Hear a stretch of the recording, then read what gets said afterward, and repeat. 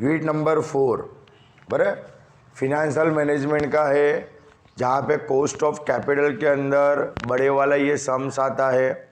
Cost of capital कौन सा वाला टॉपिक तुम्हारा, तो कॉस्ट ऑफ कैपिटल जहाँ पे हम लोग ने सब अलग अलग फार्मा देखी थी, सही है। प्रेफरेंस शेयर की फार्मा देखी थी, डिबेंचर की फार्मा देखी थी, बराबर जिसके अंदर क्या था, डिबेंचर के अंदर दो तरीके की फार्मा तुम्हारी होती थी। एक कैसे वाला, रिडीमेबल, इररिडीमेबल, सही है। प्रेफरेंस शेयर के अंदर भी सेम ज होता था, रिडीमेबल इररिडीमेबल वाला होता था। उसके साथ साथ इक्विटी वाला होता था। तो इक्विटी के अंदर दो तरीके की तेरी फर्मा होती थी।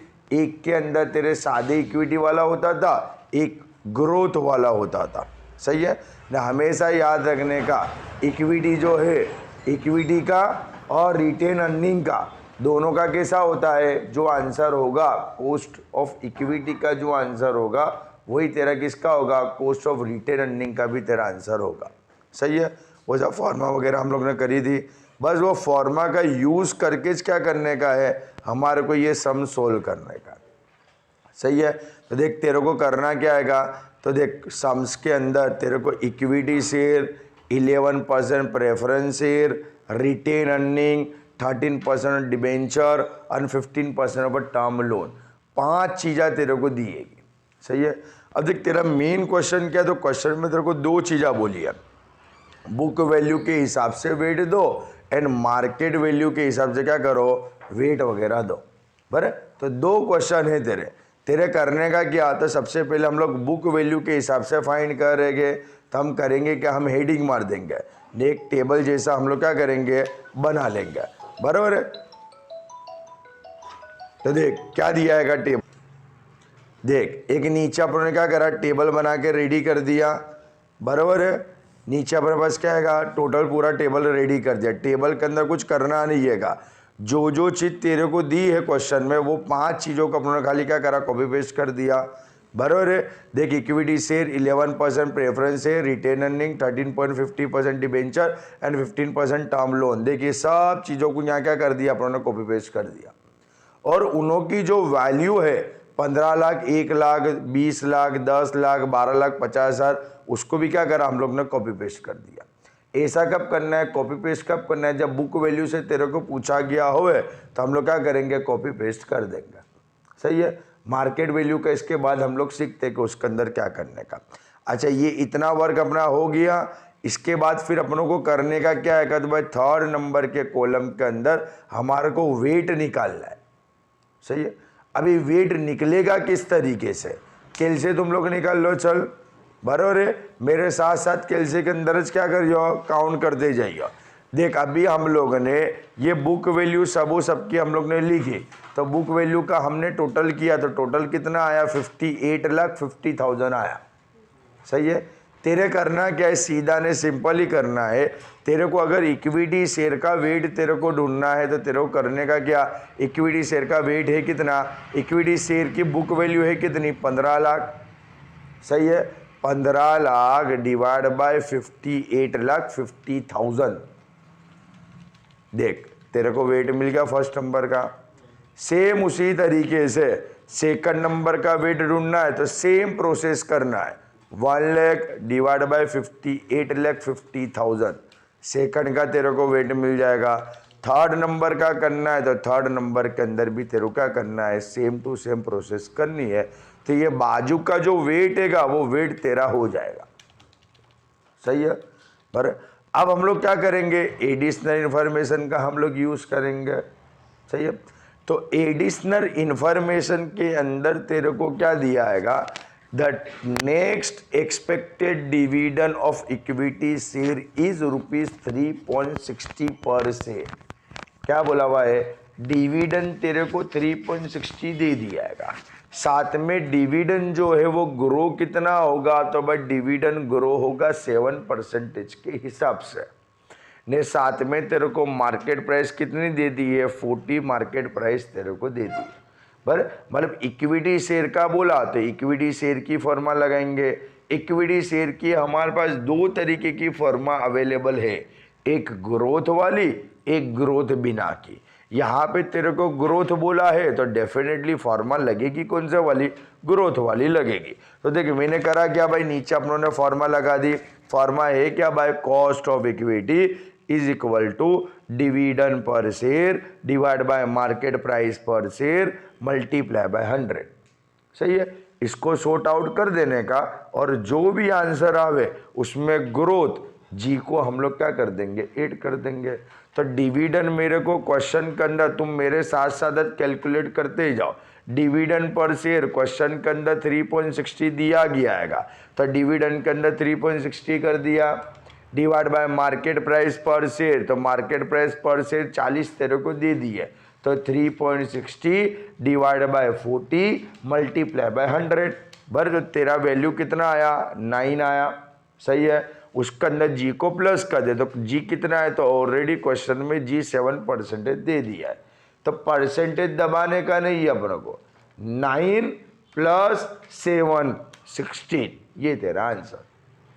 सही है ना, एक माइनर सी मिस्टेक तुम्हारा आंसर क्या कर डालेगी, खराब कर डालेगी। अब तेरे ध्यान में रहा नहीं तो 9 + 7 परसेंटेज दबा दिया, तेरा आंसर टोटली अलग आएगा। सही है, अपना करना क्या है, 9 + 7 16 आ गया। अब ये 16 तेरा आंसर आ गया, तो ऊपर टेबल के अंदर आफ्टर टैक्स कॉस्ट जो है वहां पे तेरे क्या करने का, इक्विटी शेयर के सामने 16% लिख देने का। सही है, ने अपनों ने स्टार्टिंग के अंदर देखा जितना इक्विटी का होगा उतना ही किसका होगा, रिटेन अर्निंग का होगा। तो मैंने इक्विटी के सामने तो 16 लिखा, पर मैं क्या करूंगा, रिटेन अर्निंग के सामने भी 16 लिख दूंगा। सही है, बराबर है। अब नेक्स्ट है, तो भाई नेक्स्ट हम लोग पढ़ेंगे प्रेफरेंस शेयर के बारे में। मतलब नेक्स्ट एडजस्टमेंट तेरा प्रेफरेंस शेयर का आएगा ना, तो प्रेफरेंस शेयर के बारे में क्या दिया गया आएगा, तो भाई preference share are redeemable at par after 10 year are currently selling at ₹75 per share.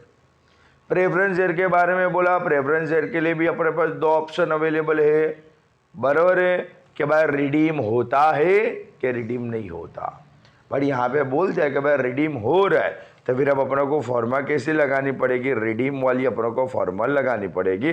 तो देख अपनों ने नीचे उसकी फॉर्मा लगा दी, उसकी फॉर्मा है क्या, तो भाई फॉर्मा में है cost of preference share is equal to dividend plus redeemable value minus net price. वो जो प्राइस पे अभी जो सेल वगैरह हो रहा है उसको हम लोग एनपी बोलेंगे, डिवाइड बाय इन कर देने का, और उसके पूरे पोर्शन को डिवाइड करते हैं वहाँ क्या करने का, RV plus NP divide by 2 कर देने का, ने मल्टीप्लाई बाय 100 कर देने का।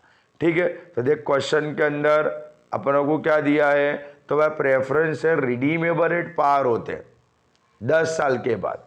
सही है, पर उसका डिविडेंड नहीं बोला, तो डिविडेंड देख तेरे को मिलेगा कहाँ से, तो ऊपर जो तेरे को टेबल दिया है क्वेश्चन, वो क्वेश्चन के टेबल में स्टार्टिंग में तेरे को बोल दिया है प्रेफरेंस शेयर है कैसे, 11% के प्रेफरेंस शेयर है, कैसे है, 11% के।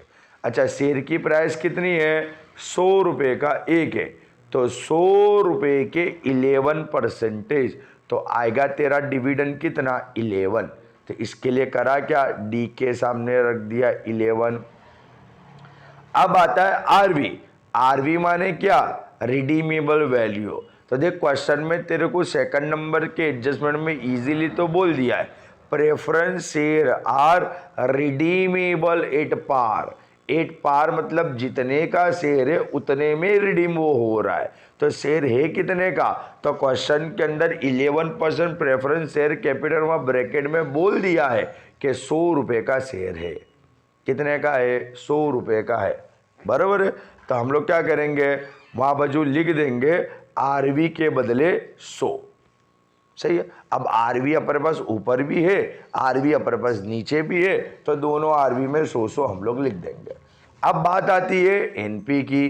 तो देख वही क्वेश्चन के अंदर दिया है at par after 10 year, year कितने दिए 10, बट अभी उसकी सेलिंग प्राइस कितनी है 75 है, तो ये 75 है ना, वो तेरा क्या आएगा, एनपी है, तो एनपी के बदले 75 हम लोग लिख देंगे।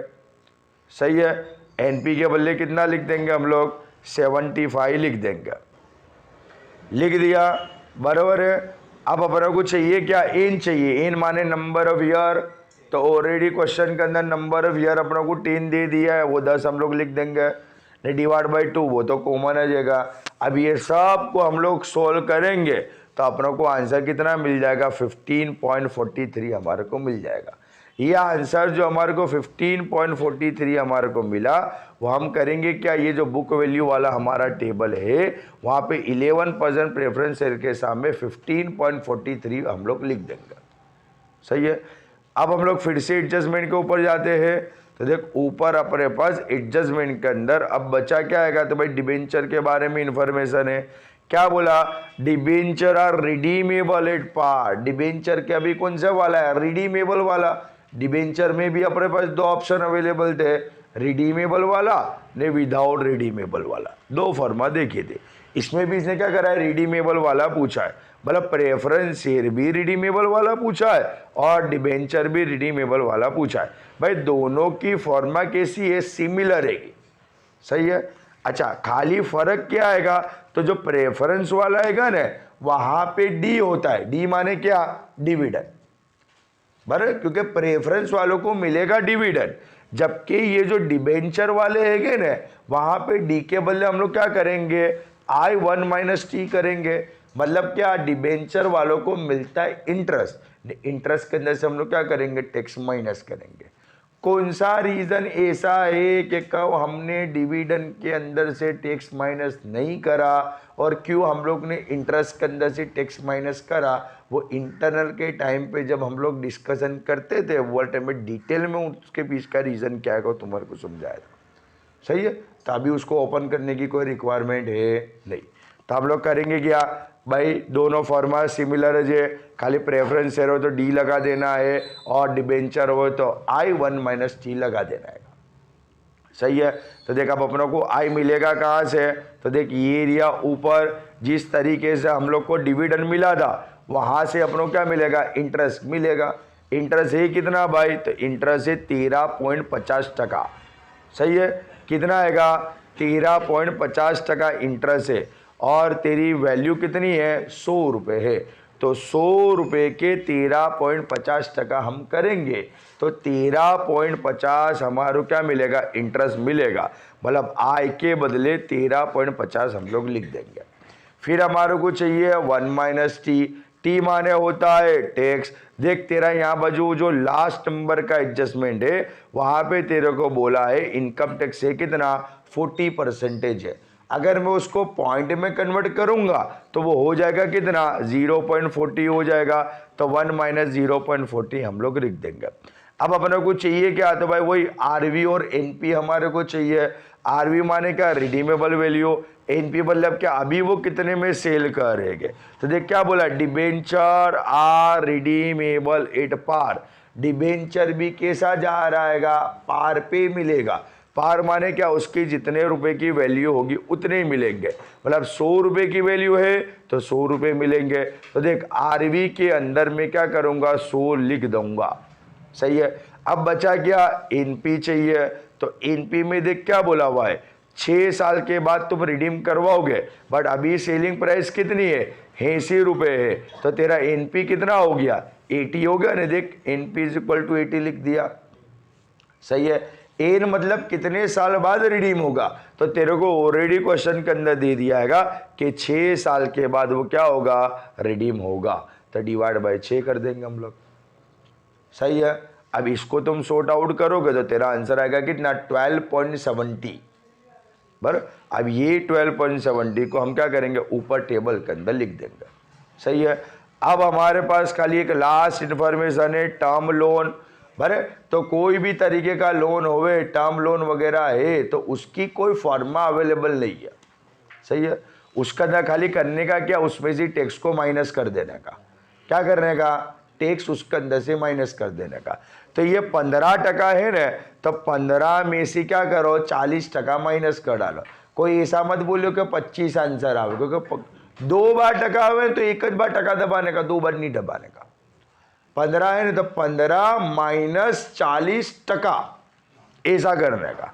सही है। तो तेरा आंसर कितना आएगा, 9 आएगा। अब तेरे को करना है कि अब तेरा पूरे का पूरा मोस्टली टेबल तेरा ओवर होने आया। अब तेरे करने का क्या, टेबल के अंदर जो तेरा थर्ड नंबर का कॉलम है वो और जो तेरा फोर्थ नंबर का कॉलम है वो दोनों का तेरे को मल्टीप्लाई कर डालने का। 0.256 मल्टीप्लाई बाय 16, परसेंटेज नहीं दबाने का। सही है, तो आंसर आएगा कितना, 4.1। उसी तरीके से बाकी के सबका भी मल्टीप्लाई तेरे को कर देने का, तो तेरे को वेटेड कॉस्ट तेरे को मिल जाएगा सबो सबका। सही है, अब अपने फिर करने का क्या, ये सबो सबका अपने प्लस कर डालने का, तो तेरे को K0 मतलब क्या, जो तेरा क्वेश्चन है ना, देख क्वेश्चन में बोला है, क्वेश्चन में क्या बोला, क्या ढूंढ के दो भाई, ये दोनों मेथड से WACC ढूंढ के दो, weighted average cost of capital. सही है, weighted average cost of capital, उसको शॉर्ट में क्या लिखते हैं, KO लिखते हैं sir, overall cost of capital. सही है, अब ये बुक वैल्यू के हिसाब से अपना क्या हुआ, ओवर हो गया। अब दूसरा क्वेश्चन क्या दिया है, मार्केट वैल्यू के हिसाब से, तो कुछ घबराने की जरूरत है नहीं।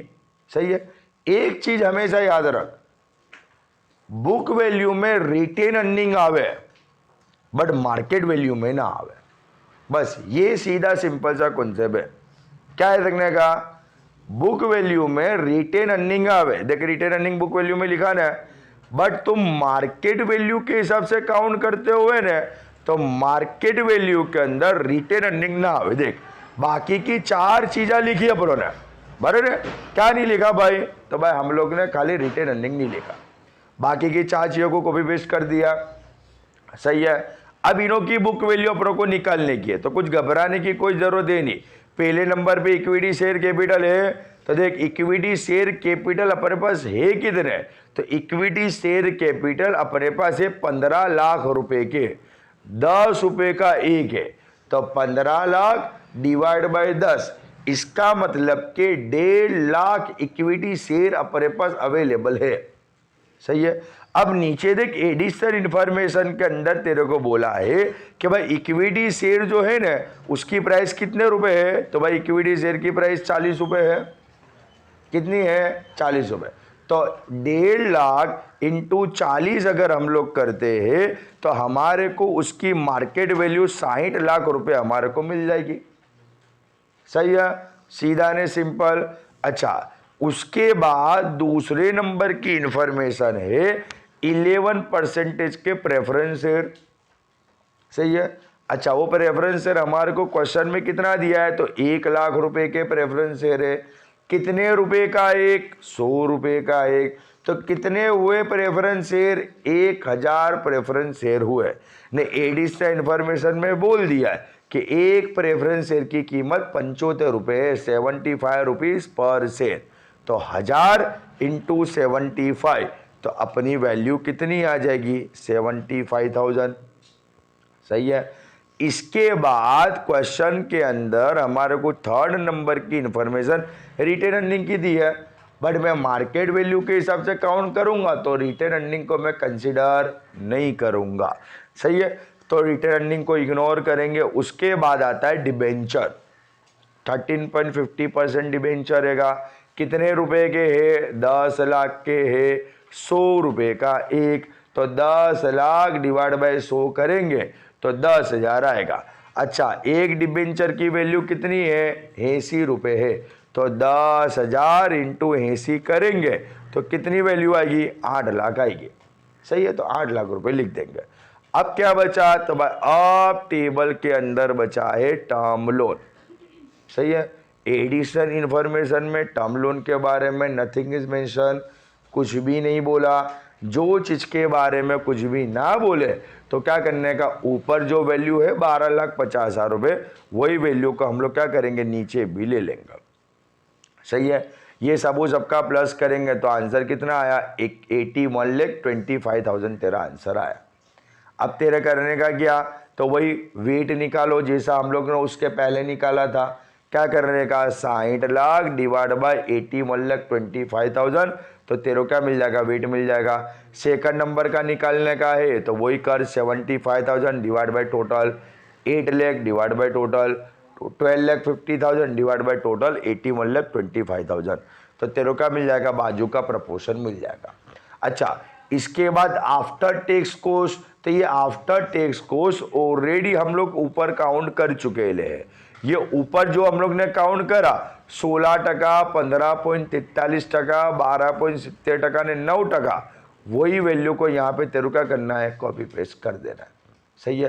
नहीं, इसके पहले हम लोग ने क्या करा था, तो इसके पहले हम लोग ने ये वेट कॉस्ट ढूंढने के लिए हमने थर्ड नंबर और फोर्थ नंबर के कॉलम का मल्टीप्लाई करा था। तो सेम इज यहाँ पे भी क्या करना है, मल्टीप्लाई वगैरह करना है। सही है।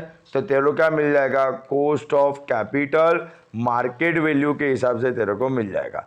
बराबर। देख यहाँ पर जो नीचे तेरे को वर्किंग भी करके दिया हुआ है, अगर तुम चाहो तो वर्किंग वगैरह थोड़ा बहुत बता सकते हो, बाकी तुम्हारे को पता चल जाए तो वर्किंग नहीं लिखोगे तो भी चलेगा। बट ये ऊपर जो हम लोग ने जो फार्मा वगैरह जो लिखी ना, उसका वर्किंग तो तेरे को बताना पड़ेगा। कॉस्ट ऑफ इक्विटी, प्रेफरेंस, ये सब आया कहाँ से। बराबर। तो एक इंपॉर्टेंट क्वेश्चन तुम्हारा ओवर हुआ। ये क्वेश्चन फरवरी 2023 और मई 2023 दोनों में ये क्वेश्चन पूछा गया। खाली वैल्यू वगैरह तेरी चेंज की हुई है। इसके पहले वाले सालों के अंदर भी पूछा गया, सेमट क्वेश्चन पूछा गया, बट उसके एडजस्टमेंट जो है वो थोड़े एडजस्टमेंट क्या करे हुए, उन्होंने चेंज वगैरह किए हुए। जबकि ये 2 साल के अंदर तो क्या किया हुआ है, एडजस्टमेंट भी तेरे सिमिलर रखे, खाली वैल्यू वगैरह तेरी चेंज की गई